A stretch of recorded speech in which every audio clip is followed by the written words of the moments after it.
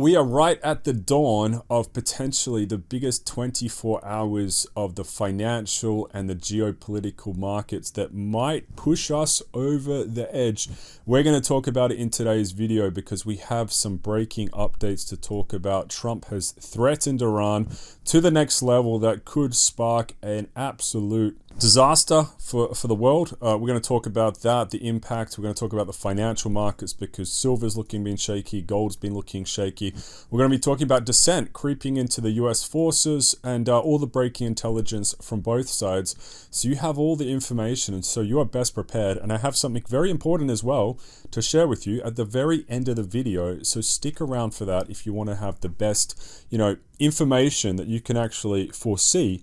Because this actually might impact you coming up. It's going to be very bad. Obviously, this stuff is already probably impacting you, especially if you own financial stocks or if you're owning gold or silver or anything like right now. It's looking chaotic, but we have so much stuff to talk about right now. And again, if you enjoy these vital updates where you do get this very valuable intel, make sure to just like the video. It's a signal you guys appreciate it. And, we'll stay the course and keep giving you these updates because honestly, right now, it's very, very important to stay up to date for this. And let's get straight into it. So the biggest thing to understand right now is we are now less than 24 hours from one of the biggest cascading impacts of we're going to see what Trump is doing. So have a look at this. This is the post that came out yesterday, or maybe slightly before yesterday, but Trump has put out here, if Iran doesn't fully open without threat the Strait of Hormuz within 48 hours from this exact point in time, the US of America will hit and obliterate their various power plants, starting with the biggest one first. Thank you for your attention to this matter, President Donald J. Trump. So Trump has effectively escalated this once again. So you can see, as we've been analyzing this, Trump has just went down the pathway of not only erratic tweets, which quite often contradicts himself, and there's been, potentially insider trading happening off the back end of some of his tweets, but they are just getting more and more unhinged. So, he is threatening power plants, and people are rightfully pointing out that that is a potential war crime. So he is threatening a potential war crime to get his way and to open up the Strait of Hormuz. And what's important to understand is that actually expires within the next 24 hours. So by the time you watch this video, within 24 hours, we're going to see what happens from this, and we'll break down some further intel. But that is very important to understand because Trump, unfortunately, from this whole, this conflict we've witnessed, he continuously escalates. The violence continuously goes up. And the other thing is, we do have a response from the Iranians as well. So Israel, just to point out, was very welcoming of Trump's statement right there. So they said, according to the Israeli Public Broadcasting Corporation, Israel is interested in a wide-scale attack on Iran's energy facilities and supports the recent 48-hour ultimatum from Trump. And having said that, though, so the Iranians have responded here. So, breaking, Iran responds to President Trump's threat to obliterate Iranian power plants if the Strait of Hormuz is not open within 48 hours. Iran's response, Iran will completely close the Strait of Hormuz. Iran will hit vital infrastructure in the Middle East. This includes energy, IT, and water desalination facilities. Iran's senior military commander says the country's military strategy has shifted from defensive to offensive. Iranian officials say the country has enough reserves of essential goods to last up to 1 year. And now this deadline is even getting closer, right? So the Iranians, they're continuing to stick up for their principles, the way they've been dealing with Trump in the past. You can see right here from the foreign minister, he says the Strait of Hormuz is not closed. Ships hesitate because insurers fear the war of choice you initiated. Not Iran. No insurer and no Iranian will be swayed by more threats. Try respect. Freedom of navigation cannot exist without freedom of trade. Respect both or expect neither. So from the Iranian point of view, remember, they've closed the Strait of Hormuz off to the US and Israel and anyone else who is participating in these attacks against Iran. What that means is actually they're saying, it's open to other countries, China, India, other people who want to go through the Strait of Hormuz, they can actually do so. But, Trump has come in and basically said, if we can't get through there, no one can get through there. And this is, this is the military escalation that is potentially at play. All right, so the Iranians, they are sticking to what they've spoken about. And also previously, we know they accused Trump of, entering good faith negotiations and betraying them twice and, militarily attacking them during negotiations. So they have zero trust for America right now. And the other thing, I just want people to have this on the radar as well. Look, we have seen those updated troop movements. So 4,500 US Marines and sailors are heading straight to the Middle East right now. An Israeli official just revealed the plan is to take Karg Island and the Strait of Hormuz. Those Marines aren't coming for decoration. This is about to get extremely serious. Now, I want to just throw into the spanner here. This is my own analysis, but people have rightfully been pointing out, this is like the equivalent of trying to take Iwo Jima, right? During World War II, even like potentially harder than that, because America can't even defend many military bases within this region. Air defense is not even working, so you're sending in Marines with basically no air protection to take over this island. And if you actually have a look, it's all the way embedded right next to Iran, Karg Island. Now, I just want to throw this into the analysis that this could also potentially be a bluff by Trump.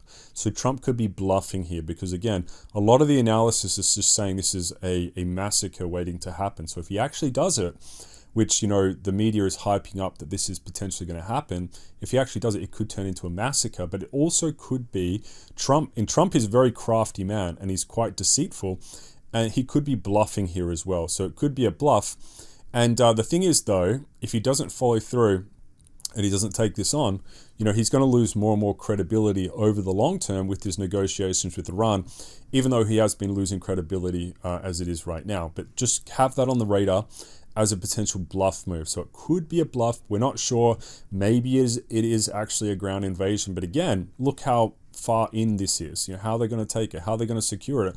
Once the troops are there, where's the protection? There is no protection. Are they just going to the slaughterhouse? That is going to be one of the biggest questions. And off the back end of that as well, you actually have growing dissent in the US military. So not only did we see like the head of US intelligence quit the Trump administration, you're actually seeing, this is a left-wing publication. This is the Huffington Post came out with his article recently, and they're saying right here, you guys can read the headline, right? This is very, very contentious within the actual US troops. People are not even feeling good about this. Like, there's going to be Marines on top of these like amphibious boats, and they're going to be saying, is this the way I want to go out? Like, is this really for me going into this? So they're saying this could be a potential disaster. They're not even fully understanding of what they're doing. They don't really believe in the cause. And they're talking about conscientiously objecting. And again, this is coming out from a left-wing publication in the US, and that's just how much the growing dissent. Remember, this is a different time we live in right now. So remember, all the intelligence and all the information you can actually get it directly from Twitter. You can get it directly from Telegram. There's videos live coming out. You don't have to go through a filter anymore. So back in the 90s, when it was the Gulf War, back when it was the Iraq War, a lot of the information was controlled, and it was controlled by a few newspapers, by a few television stations. Right now, that control over the narrative is gone. US troops are directly reading what's on X, what's on Telegram, and because they have brains and they're not dumb, they can understand that, not everything is, sound about this war right now. Now, having said that, there's also commentary coming out of the Wall Street Journal that the US is also running out of ammo. So again, it just looks very, very chaotic from the outside. So, the planning coming into this, what people are analyzing, it just looks like an absolute reflection of maybe the administration in the US, right? So I have to say, look, at the moment, there is a huge disagreement. I mean, these two sides are completely opposite of each other. The US, Israel, and Iran, they couldn't be further apart right now. And it just continues to escalate. And we do have a potential even worse crisis coming up that we'll talk about at the end of the video. But before we do, let's check out the financial markets, because the financial markets have been vomiting based off this information. And I have to say, it's not unexpected. So the gold market getting absolutely nuked at the moment, and so something very strange is happening in the precious metals markets. In just 3 hours, gold and silver erased a combined $2 trillion in market cap. Meanwhile, oil prices have erased their gains. And you get, of course, look, there could be manipulation, but, you know, as I've broadly been telling you guys on this channel, what we are seeing, and we saw it very early on in this video. So remember the first video I told you, we're starting to see, you know, a little bit of a spooky effect where, you know, what we wanted to see is when, you know, crises really happen, gold and silver go up. What we actually saw was a liquidation effect where people were liquidating their gold and silver and going into US dollars, right? Because they're so super scared. Now that has happened. Gold, so you can see right now, gold at the moment, that has went down to 4,400. If you look at the technical analysis of this, look, if you're holding gold right now, you can see, look, obviously it's right here. That's probably a bit of a support level, but then you've got another, you know, strong support level at 4,000. And if things get very bad, you know, you've got support coming in at about 3,300 right there. If you have a look at silver, silver sitting at $66, so you can see just how spooked the market is getting off what Trump is doing, right? And to be honest with you, look, if you want one guy to blame, it is the US administration. And I'd have to say that, you know, the US's ally in this, you know, war, I think, is causing, you know, the primary cause of this massive, you know, destruction of economic growth. And also, if you have a portfolio, your portfolio is getting nuked. Guys, the way this whole thing is unfolding, it's an absolute disaster. And remember, even if you wind the clock back, you know, a couple of months from now, the US is in such a worse strategic position than it was like before this conflict started. So it doesn't even matter which way you cut it. You know, it's just been a complete, utter failure what's been executed at this level and where we are right now. So not only is the stock market getting crunched, gold, silver getting crunched, you're going to see, you know, potentially a rough opening to the S&P 500 today.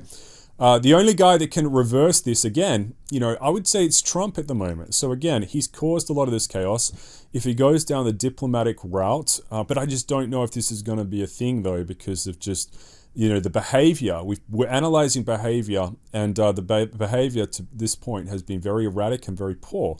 And if that continues, unfortunately, it could get worse. So that's just my opinion. But again, what we are seeing is just this behavior is stinking up to the destruction of economic growth right now. And on top of that, so not only do we have, you know, Brent, you can see the Brent oil price right here. That's, I think that is potentially, is it a record? So it's getting back up there, guys. So have a look at the oil price at the moment. It is spiking once again. So this is what you don't want to see.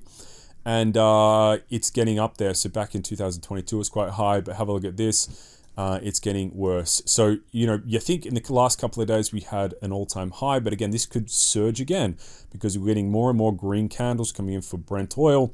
So again, it literally is the next 24 hours. We're going to see what happens. Unfortunately, it could get worse. Now, having said that about the situation, something else that is brewing in the background, and I want you to have this on the radar, very, very important. Again, I don't want this to become true, but we're on this channel, we're just putting things on the radar. We're like a very early detection system on this channel where you guys can, you know, just take it for what it is, right? So at least you have this foresight in the future if something bad does happen. And that has to do with fertilizers right now. So the fertilizer market, and this has to do with the planting of crops, fertilization. And apparently this whole conflict is potentially going to out of whack the whole system. So the farming cycle, it has to happen at particular points in time. And if it doesn't happen, what you can have is a global famine. So people are pointing out right here, fertilizer analysts are now saying the world faces a monumental food crisis. The US will be hit hard too. People elsewhere will starve to death. Trump's war appears to be about to quite literally destroy the world. Insane. And you can see right here, global phosphate market tightens as top producers ship less. Exports of diammonium phosphates to fertilizer. Guys, they're not exporting anything anymore. Look, it's China is holding, again, China is coming out as a massive beneficiary. So Trump is like sinking the USS Titanic right now.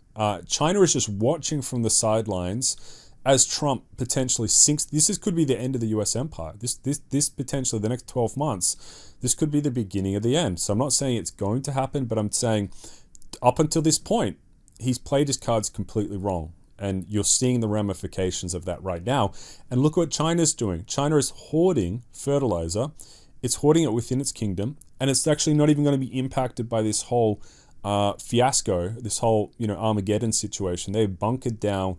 The walls are fortified. They have lots of supplies. They're ready for the storm. The rest of the world, are they even ready? So have a look at that. They have reduced significantly the fertilizer right there. And then if you have a look at this, there's no strategic fertilizer reserve. So step back and look at the architecture of the global fertilizer supply. China is restricting exports through August 2026. Russia and Belarus remain constrained. The Middle East now faces direct disruption.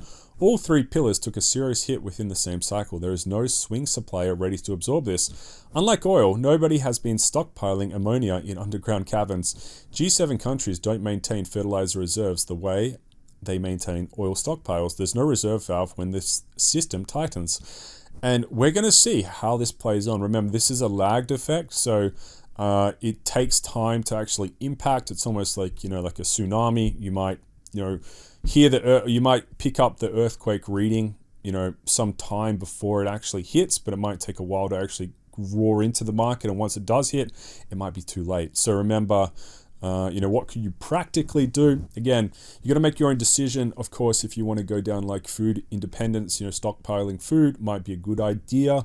But of course, but that's going to be your insurance. You have to consider it as an insurance and independence play. So if I want to be insured, I want to be independent. How much food supply do you have? Can you protect your food supply? How bad are things going to get? So, unfortunately, I don't really like to make these types of videos, but that is potentially the situation facing the world if the fertilizer issue does not get resolved.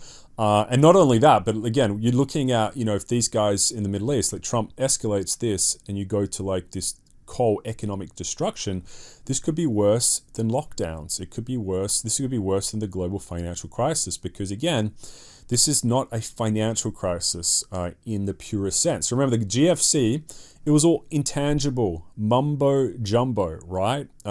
This is a real economic crisis because the supply chains are getting constrained. So it's actually 100 times worse. So, this is the real deal, right? This is actually potentially worse than the Great Depression, because in the Great Depression, a lot of that was fake as well. And what I mean by that is it was intangible because there was no actual constraint on actual supply, right? It was just all, money debt system, central banking, all the, the rigged tricks basically. And you can look into that as well in history. And a lot of the central banking stuff is just complete nonsense. And it's meant to, siphon economic value from people. And but that is what you have to have on the radar right now. Again, we are potentially calm before the storm. I mean, it's already very stormy, but again, it could get a lot worse coming up soon. Again, but I appreciate you watching it. That's your brief for today. We'll see when we have the next update. If you got value out of it, let me know. But again, just wild times. Hold on to your hats. Things could get wild, and let's see how it all plays out. Appreciate you guys watching. I'll see you in the next one.